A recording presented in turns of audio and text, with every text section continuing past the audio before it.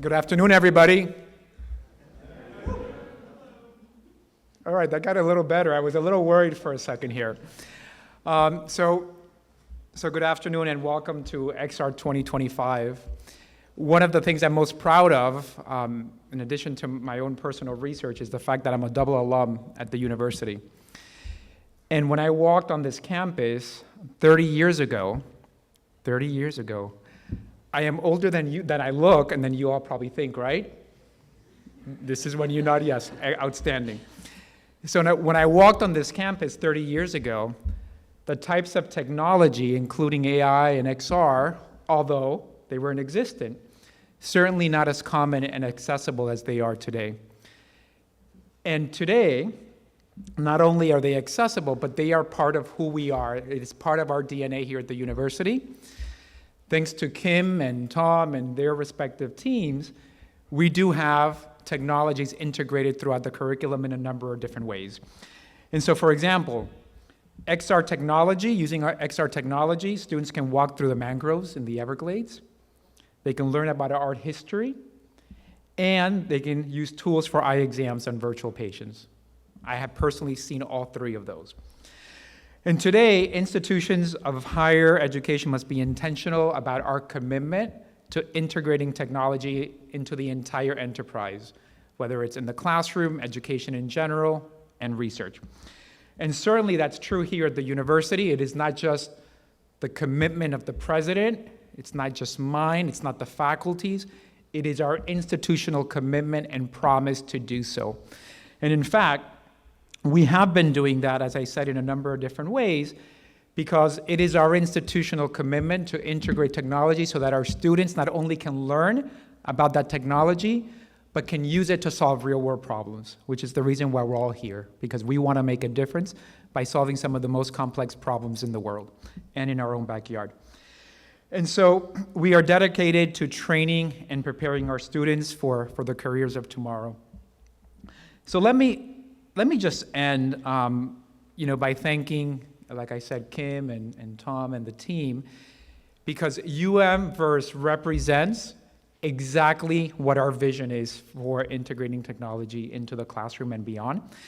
And so I'm very thankful for the work that they do. I'm very thankful for all of you being here. It's so wonderful. I've been in this same hall many times, and I have never had a crowd where there's standing room only. And especially at almost 6 o'clock p.m., not even when alcohol was being served here, by the way.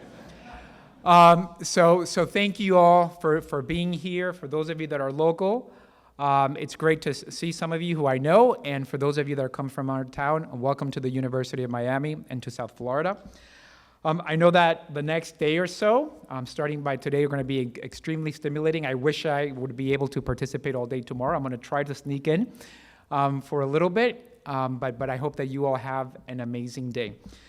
And with that said, thank you so very much, not only for helping us, to build what tomorrow looks like, but thank you so much for leading us in what tomorrow is going to look like. A million thanks. Enjoy the rest of the evening and tomorrow.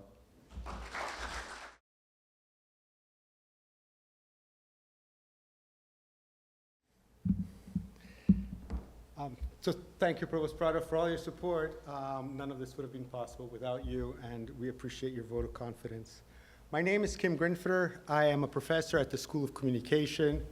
I'm also the university lead for XR initiatives, which we call here at the university UMverse.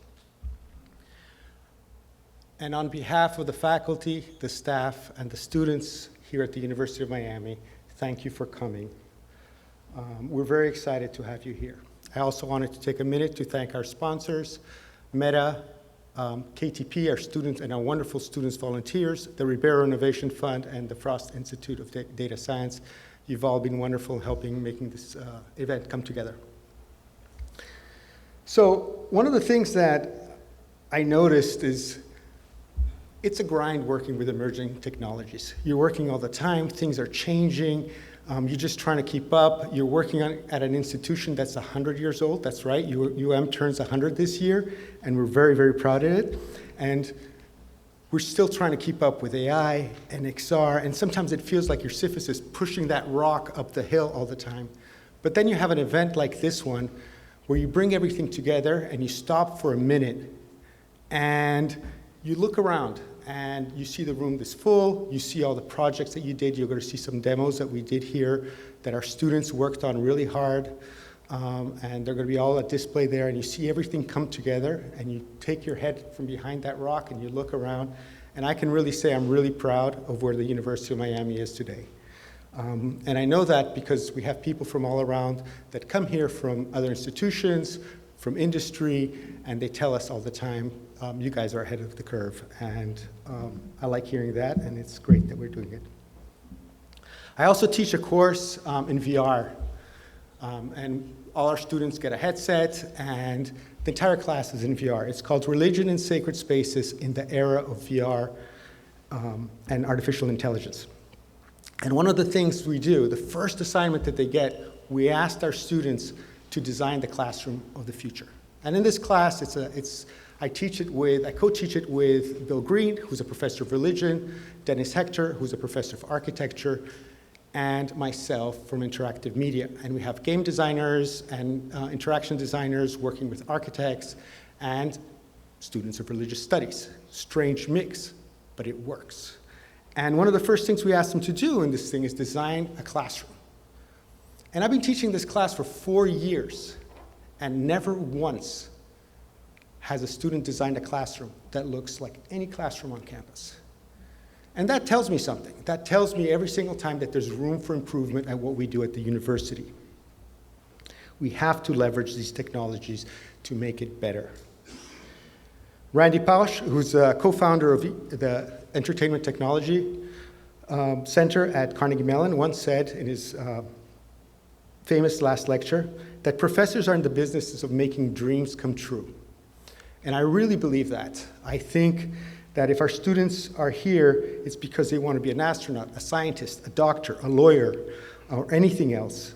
And these technologies allow them to do that faster and quicker. So why, if we can use immersive technologies to bring a student into an operating room so they can try that before they become a doctor, why shouldn't we be letting them? We should be using these technologies as much as we can to help push education.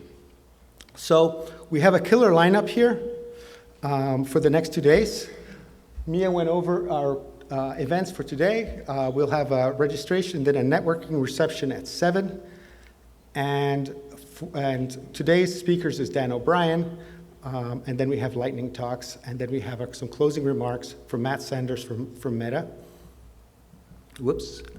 And for day 2, we'll have Jeremy Bailenson and Carolina Cruz from UCF, Jeremy Bailenson's from Stanford, and our lightning talks as well. We'll have breakfast served, so come early, and we'll also have lunch. So with that being said, I'd like to introduce you to Tom Merrick, who's our Associate Director for UMverse. He's really passionate about VR, and we're very, very lucky to have him here at UM, and he's going to talk a little bit about what we've been doing here.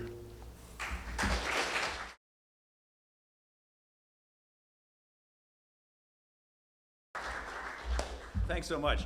This is great. It really is great to see this many people from different walks of life, right? So we have everyone from students to faculty to industry experts. We have people from academia all over the place. We're excited about this event. My job as Associate Director of VR and AR Initiatives is it's all over the place. So I get to, I get to work on helping faculty understand how they can utilize technologies in their classroom. I get to work on projects that we develop here at the U. I get to create industry partnerships that we've had. So I'm sort of all over the place. One role I didn't actually know I was going to have was timekeeper. So evidently I've been elected here to be a timekeeper. I don't know if I'm going to be good at that, but so the one thing I have going for me is I'm from New York, and for those of you who are local, there's something called Miami time. And it's terrible. Oh yeah, 5 o'clock, that doesn't mean 5 o'clock. And everybody has their own interpretation of what 5 o'clock means. But we are going to do some things here today that I'm going to have to be with lightning talks and things. So, but I would be remiss if we didn't take this opportunity to tell you about some of the stuff that we're doing here at the University of Miami. So I've been told this clicker works. Is that right? We'll see how this goes. Do I go? Oh, look at this. Here we go. So how it started. Back in 2018, we established our first XR partnership with Magic Leap. So for those experts in the room, remember, know Magic Leap. And why it was important, Roni Abowitz was a UM alum. He is the founder of Magic Leap. And this is where the idea started for the University of Miami to become a hub. But really, it was like there was nothing there. So I've been lucky enough to know Kim Grinfeder is a very humble individual, but he led so much of this work. I've been here in a consulting phase and now full-time for 2 years, a little over 2 years, and what I've seen, where we've gone to where we were is somewhat remarkable. So we're proud of it. So what are we talking about? We have over 40 courses utilizing XR technology in the classroom. So I guess this is interesting. But there are so many, and what we're proud of is these happen at every school here at the University of Miami, from the med school to the communications to out at Rasmus in marine science. The music school is using XR technologies. I could go on, but we have over 40 courses utilizing these XR technology in the classroom, which is really, for me, as an educator, exciting. We also have 35 plus apps that we've created here at the U. So, and you can see I don't know if we have somebody from Boston Palmer here today. I don't know if Gigi's here, but 305, to name a few, FYD, which I'll talk about. These are all projects that were created as a result of students working on these initiatives, on faculty helping along the way, and also the vision of our faculty. So it's our hope to keep moving these forward. Just give you, a lot of these you'll be able to see tomorrow at the demo, so please come by and have a look at a lot of the projects that we've created here at the U. They're really, really fun, a number of fun, entertaining, and educational. So we're bragging here a little bit, but we're winning awards here for what we're doing. Right, so yes, I'm bragging, but we're really happy to see the fruits of our labor being recognized outside of the university. And a lot of you who are here today from different universities, you know some of these awards, so we're really, really excited about it. I'll go through, you can have a look, I'll leave that sitting there for a little, there you can see Kim and Bryson and a number of them. We're really, really sort of happy about what's happened. So one course I'm going to just talk to you about just because it showcases our commitment to what's happening. We are very, very lucky. We also often have university officials say, how did you guys bring this together? And we've been lucky enough to have support right from the ground roots, from our provost's office, from our president's office. I mean, it makes a world of difference when they share the vision that we see for the future. So First Year Directions was a bold initiative. For us, we've created a digital twin of right now this area you will see. If you walk outside, you will see it inside of our headset. So First Year Directions is a class that's been happening for years, and it's really like, as some people have told me, it's a class on how to college. And every freshman who comes in has to take this course. You see a bunch of my Miami students nodding their heads. They know this course. We were lucky to partner. We created a virtual reality application that allows them to see different aspects of Miami. So it's anything from, they can take the glass blowing class, which is one of our more popular classes. They can run through the tunnel with the football team. They can go sailing on Biscayne Bay with our sailing team. It gives them an opportunity, but the thing that really makes it unique is it is our goal in 3 years, and we've already done this 1 year, to have every student at the University of Miami have gone through XR technology, have put the headsets on, and understand how to utilize the technology, every single one. Really sort of like a bold initiative, but we're really, really proud of it. So, we have grant opportunities. Again, Provost's office, we've given over $500,000 worth of grants, which is really, really remarkable. A lot of the projects that I named back behind me came as a result of these grant proposals. So what's our hope? In a nutshell, we want to partner with industry professionals to create these applications. I'm so glad to have a lot of industry professionals here at this event. Please come talk to us. We want to keep doing more of this.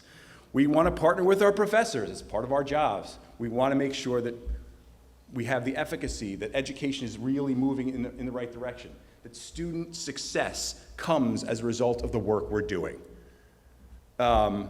We want to provide students with opportunities. That's what we're here for, right? We want to normalize XR so that our students come through, and when they go to the workforce, this is commonplace. They know how to use XR technology. They can move in a direction that puts them ahead. And we want to push the University of Miami. So we want to become not only a innovator and a leader in the field of immersive technology, but also, again, we want to re-envision the way we educate. So thank you for that. I want to make sure, how am I doing on time? Am I leading by example? Am I good? Okay, well, thank you for that. That's all we'll say. Hopefully you'll see more of their, our applications. So with that in mind, now we're moving to lightning talks. So talking about time, we have 6 individuals tonight and 8 more tomorrow that are going to give you a lightning talk. They get 5 minutes to talk to you about the work they're doing. 5 minutes. So, keeping time. Now, as we know, Albert Einstein will tell you that time is relative, right? For me, when I get up in the morning and I have to go to the bathroom and my wife and kids are occupying the bathroom, 5 minutes seems like an eternity. When you have to roll down all your business into 5 minutes, it may feel like that. But we're going to keep these individuals on time. So we're really excited to hear these talks, so I will tell you. So here are our, I don't want to call you guys victims, but here are individuals who are going to speak tonight. We're going to go in this order. Timothy Stutz from Stryker, Judith Blank, she's psychiatry, she's Miller School of Medicine, Jonathan Teskey from Reframe, Tyler Nicholas from Body Swaps, Silvio, make sure Silvio, did I see Silvio? Let's see if Silvio, and John Gresh, CEO of Metaverse Construction. Ready to go? All right. Ladies and gentlemen, Timothy Stutz.